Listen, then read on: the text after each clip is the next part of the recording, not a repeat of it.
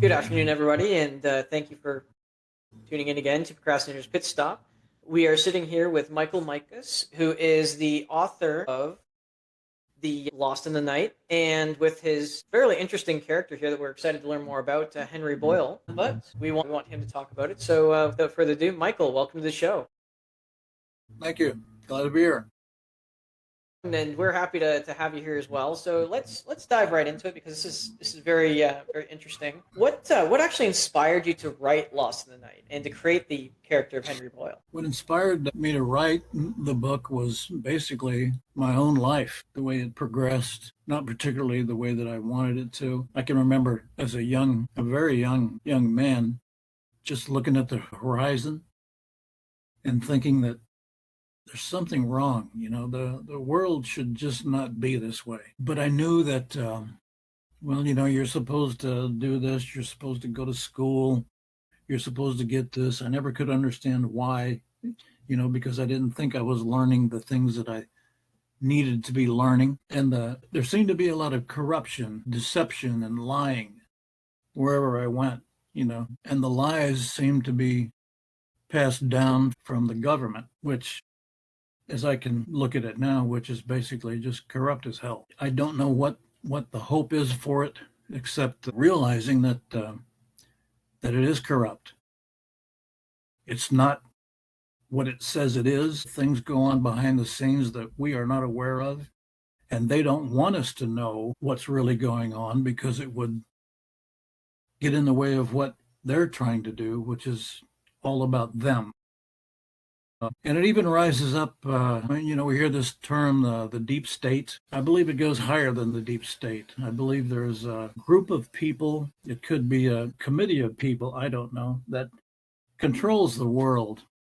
And I'm not going to sit here and get into conspiracy theories or anything like that, because a lot of them are pretty out there in the darkness. But we're controlled. We're puppets.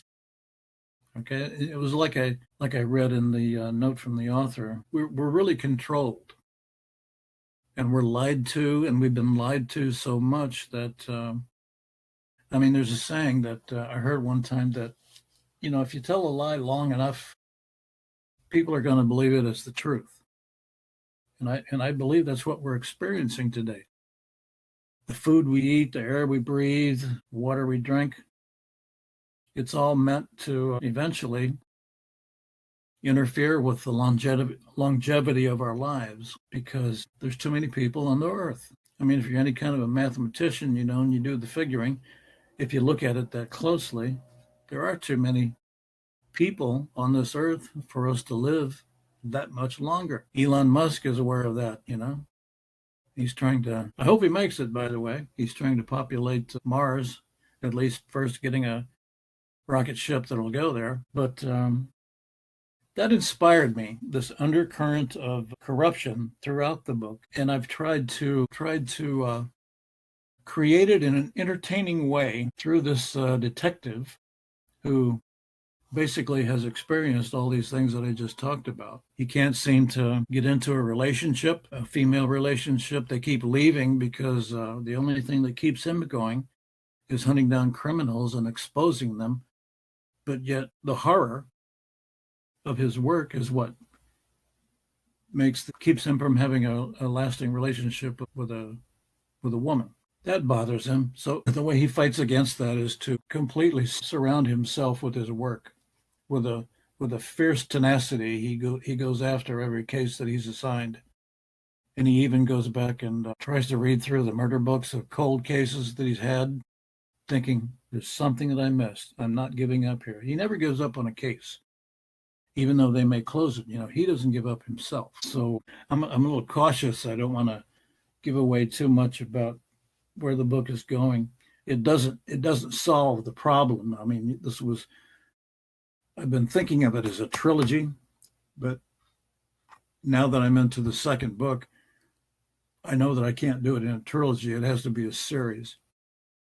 And right now, the only thing that I've I will say this: Detective Boyle is called to a case that takes place at Grand Central Terminal, New York City, and it's a serial killer who's been killing people. So far, there's been 4 bodies at Grand Central Terminal. And in the case of his investigating, he comes up with notes that were left by the suspect that, please help me catch the person responsible for this. I'm innocent. I did not do this. If you will talk to me, I will help you find the real killer. Well, of course, he thinks that's terrible. That's just a psychopathic maniac wanting to write something like that. And as each murder goes on and continues until number 4 happens, the notes say the exact same thing. Team up with me and let's go find this man. So Detective Boyle tries as hard as he can to come up with any viable evidence, to work against this. But he doesn't. The only evidence he has is right in his hands with those notes.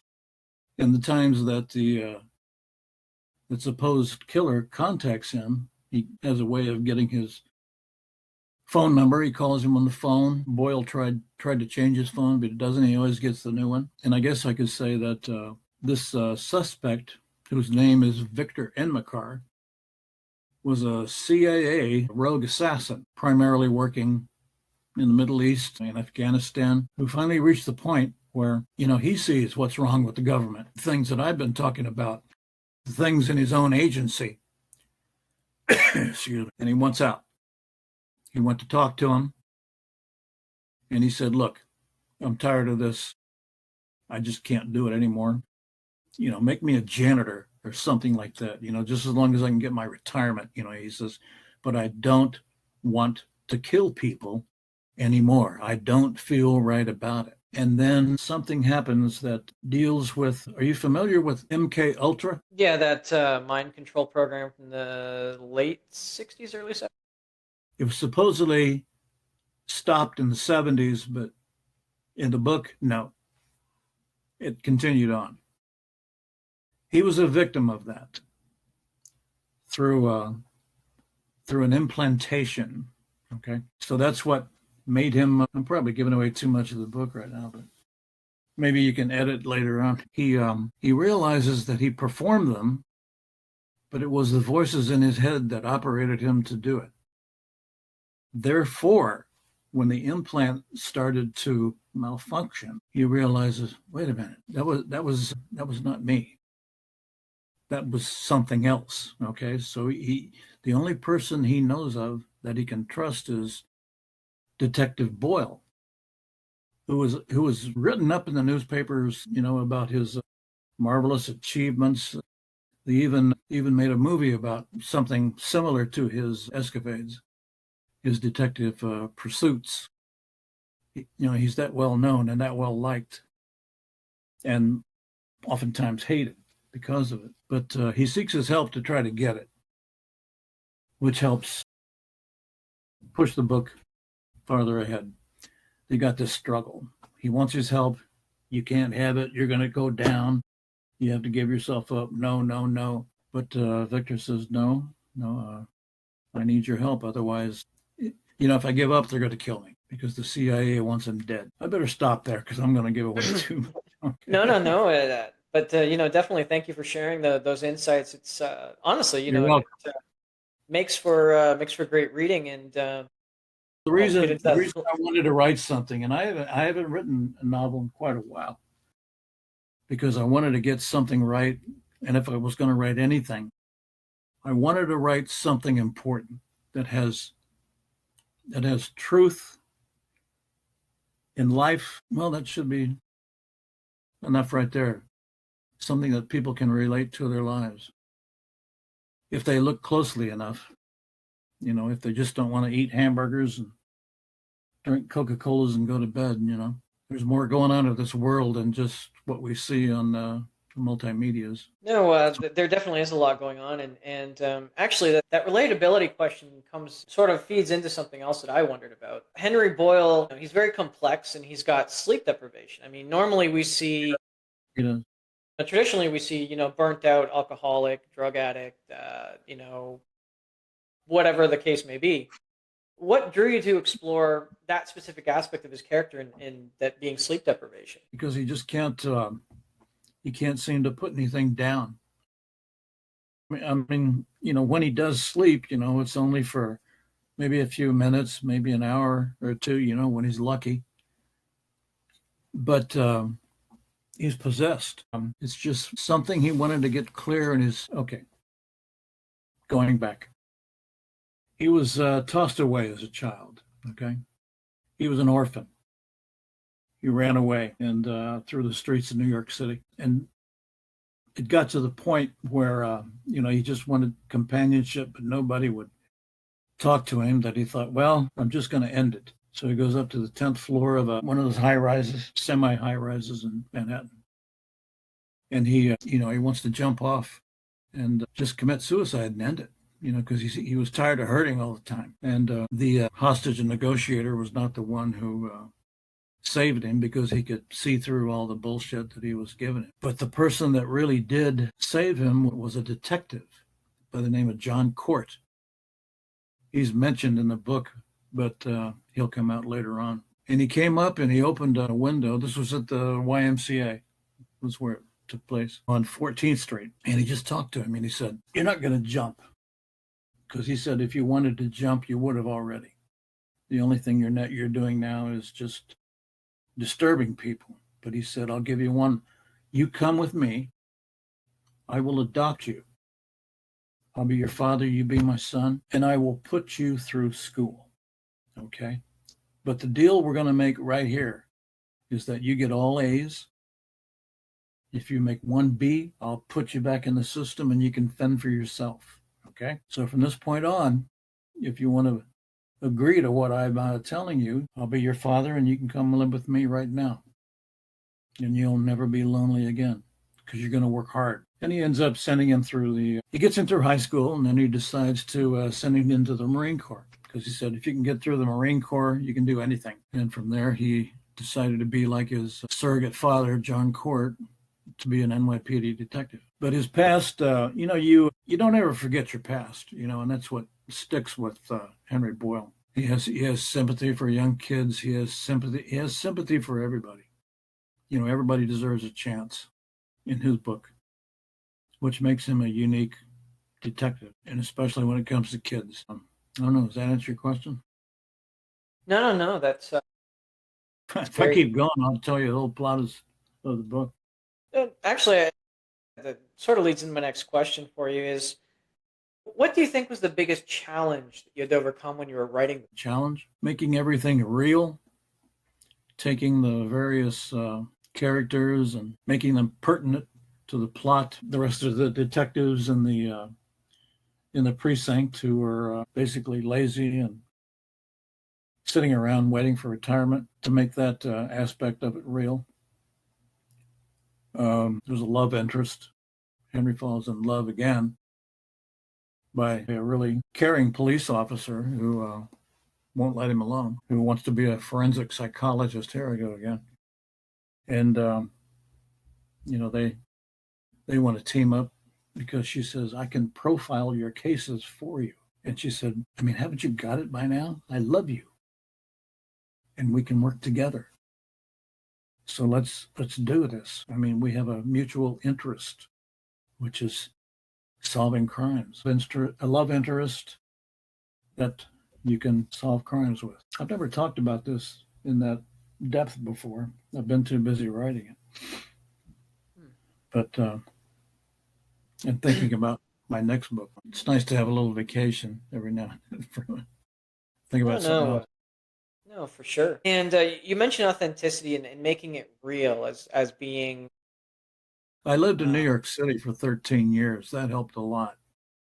I lived close to the 13th precinct on between 3rd Avenue, 30th Street. Yeah. So I had an opportunity, just to talk to a few of them here and there, as time would permit. Guys from the bomb squad would come out. They'd always have sunglasses on. Catch them in the local bar. But I always thought NYPD was, the elite. And they're advertised as the elite detective force in the United States. They are supposedly the best of the best, but you always have those that don't. And plus, I watched a lot of, you may not remember this, but, NYPD Blue TV show, Hill Street Blues was its predecessor. I watched those until I just couldn't take it anymore.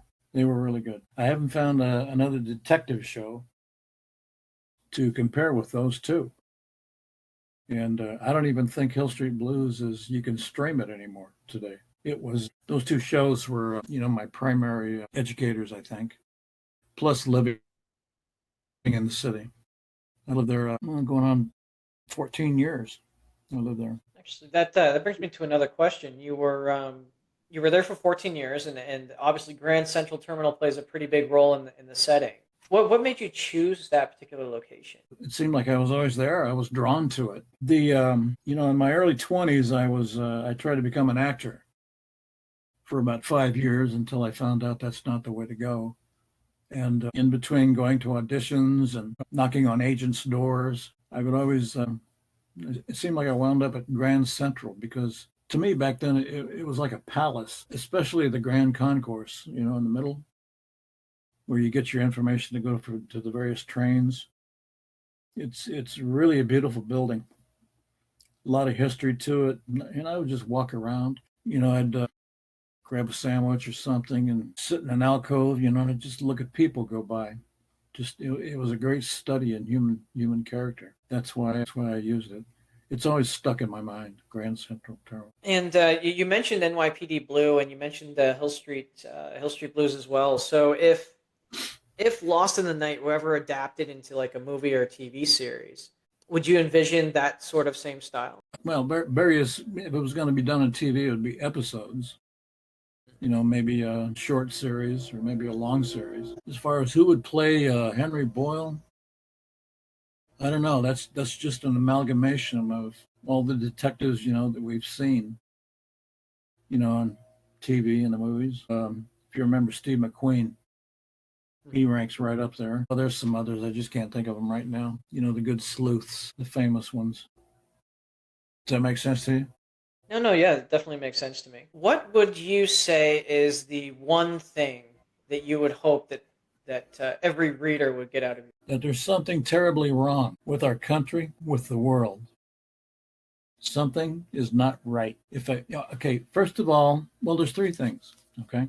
First of all, what I believe is when you write something, if you want to produce a movie or something, number one, if you entertain people, that's good. It's really all you have to do. It's all people really expect you to do if they're lazy.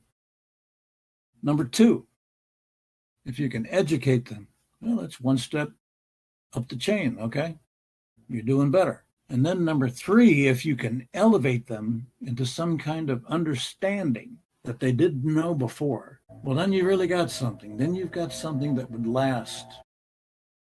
And maybe it would stay on Paramount Plus for years to come. But those three elements, I think, and it works for anything. I would You know, hope to get to number three, hmm, that would elevate them. And I touch on it through in the first book, the corruption part, which basically comes through the rogue CIA assassin who wants to quit it. He's divulging things about the CIA that you didn't know before. But you can find it if you dig. If you really dig hard, you can find it. Well, I guess that's enough. People are going to want to read the book after this. well, that they say that truth is stranger than fiction, and I mean, you've written quite a few books, and you have more in the works now that you're going to make this a series. What do you I think? wrote three that were really bad. Okay, that was like a learning experience, and I gave up and wrote poetry for a while. Then I wrote plays. I was going to have a play produced, but I just couldn't agree to it. I said, forget it. And so then I got through my three marriages and decided that, hey, my life is now going to be everything writing. And it took me 5 years through my operations and stuff like this to get to the end. And I said to myself, okay, I just can't do anymore. All right, that's it. So I started looking for a publisher. I tried to find an agent, but they all said, I'm not going to touch this. I guess it was too controversial. But I think the problem is that I did not have a platform. You know what I mean by that? You Even in social media, it works. I didn't have a literary platform for agents to really pay attention to me. And I guess people that wanted to put money behind it to publish it traditionally would do. But I'm convinced of that now. And so I decided, well, I'll just do it myself. And hopefully that'll be platform enough so that people will listen to it because they really do need to listen to it. It deals with their lives, but it's also entertainment, education, and elevation. Those three things. I think it's all three of them. I believe that in my heart. Well, I've always had a lot of respect for people who wrote books, let alone, four, three, regardless of how they did. You put them out there, you had the learning experience, and then they're out there. Um, Yeah. what would you say is the most surprising thing that you learned about yourself in that process of writing all those books? Well, I guess I should have stayed with it earlier in my life. Just lived by myself and stopped thinking that I had to live my life the good old American way, which not always is the best way. Because I learned that if you want to, you almost have to become a hermit, at least in my world, to get a really, really good book done. Now, you can write there's people that can write commercial books, and crank them out once a year and stuff like that. I didn't want that. I wanted to write something that would last so that if I ever happen to kick off someday, at least I've got something recorded and it's there. People can read it if they want to. And if I hadn't done that, then there wouldn't have been any hope for that to occur. Does that make sense to you, Chris? No, yeah, that makes a lot of sense. Right. It actually brings me into my next question. I normally ask writers this because we have so many mediums today. There's the book, there's, like you mentioned, there's play, there's TV series, there's shows, there's radio, there's podcasts. Now we have blogs and social media platforms. What made you settle on the book as the medium for your story? Because I had the most control over it. Playwriting, you go into rehearsal and changes are always made. Not always the ones that you make, but the director, producer, and stuff. But on a book, it's basically you against the world. Okay, and I could say what I wanted to say, come hell or high water. And when you've got something is when it keeps carrying you through. When you've got your inciting incident, you've got your conflicts down, and you're moving forward. Just keep driving until the end. You can always go back and try to refine it and things like that, but you'll know when you've got something of value. And I know that I do on Lost in the Night. Now, to answer your question, the second part, the marketing aspect. I've met so many people that said, "I understand you've written a book. Hey, that's wonderful." And I said, "Yeah, but now I got to sell it." And they said, "What?" And I said, "Yeah, it just doesn't magically get out there. You've got to get some kind of a marketing plan, and if you can't do it yourself, you got to hire somebody." That's where I'm at right now. And I'm learning a lot about that. Struggling a little bit on my way with my finances, etc. Hopefully this will do a lot of good. I hope so. Because you're very easy to talk to. I appreciate your podcast abilities. I really do. You have a way of putting people at ease. So thank you, brother. No, thank you for Appreciate the stories. I wanted to ask you, since we were talking about authenticity and realism, and I wanted your take on it, being an author. And this is something that causes many people to perhaps not do it. I know it's been one reason that I haven't.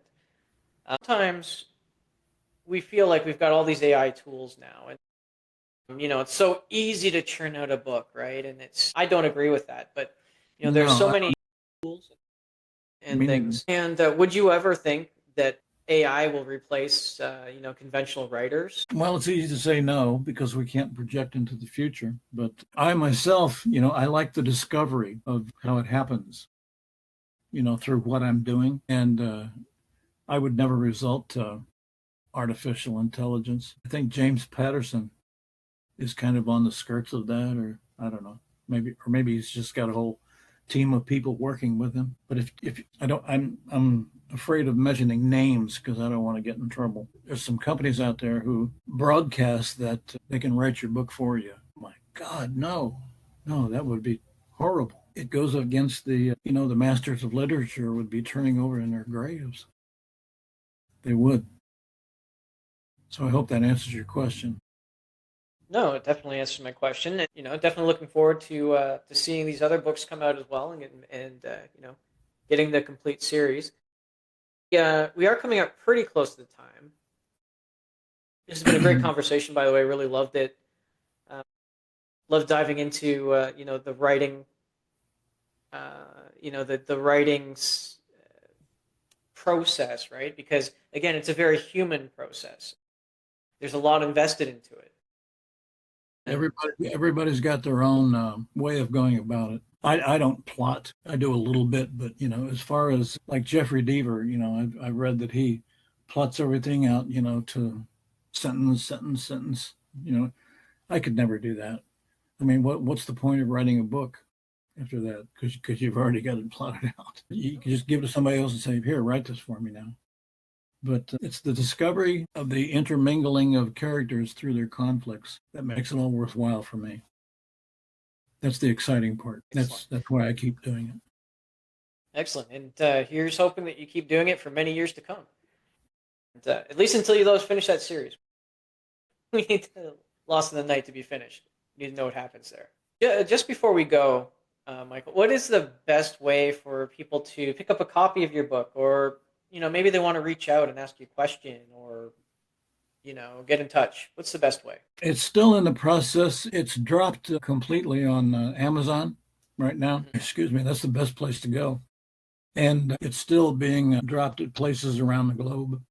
So I would go directly to Amazon. I mean, they're the giant anyway. I've noticed that on Barnes and Nobles, it only has hardback, but I'm told that the print and the ebook will come soon.